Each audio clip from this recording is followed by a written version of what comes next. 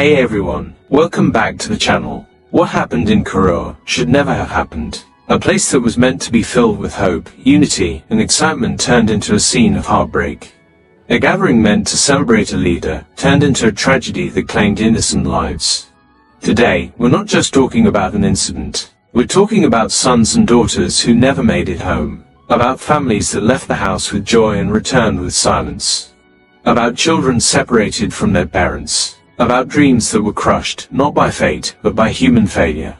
39 lives, gone, not because of war, not because of disaster, but because we didn't do enough. We underestimated love, loyalty, and numbers. We failed to prepare for what we should have expected, the power of one man's influence, and the depth of his followers' devotion.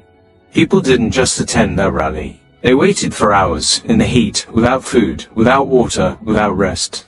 Some fainted, some begged for space, some collapsed in the crowd, and never stood up again. And the question that lingers is simple: why? Why weren't there more safety measures? Why wasn't the crowd controlled better? Why weren't lives protected before a word was even spoken on that stage?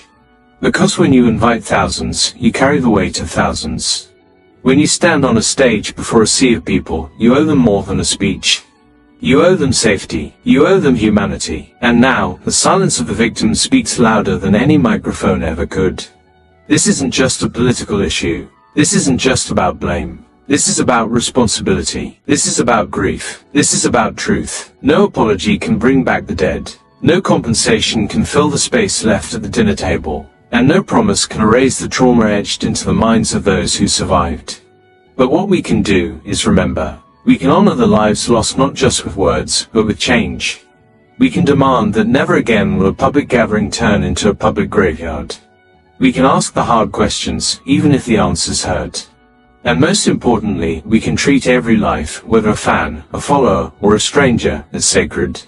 To the families mourning right now, we see you. We grieve with you. We stand with you. Let no one call this a small mishap. Let no one reduce it to a crowd issue. This was a human loss, a preventable one. And let the world hear this loud and clear: no rally is worth a life.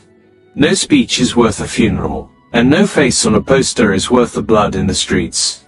To move forward, we must look back. We must reflect, take accountability, and make safety a non-negotiable part of every gathering, every campaign, every event. Because those who died in Karur didn't die for a cause. They died because of carelessness. And they deserve better. May they rest in peace. And may their loss become the fire that forces us all, celebrities, organizers, leaders, fans, to never let this happen again. Thanks for listening, and I'll catch you in the next one.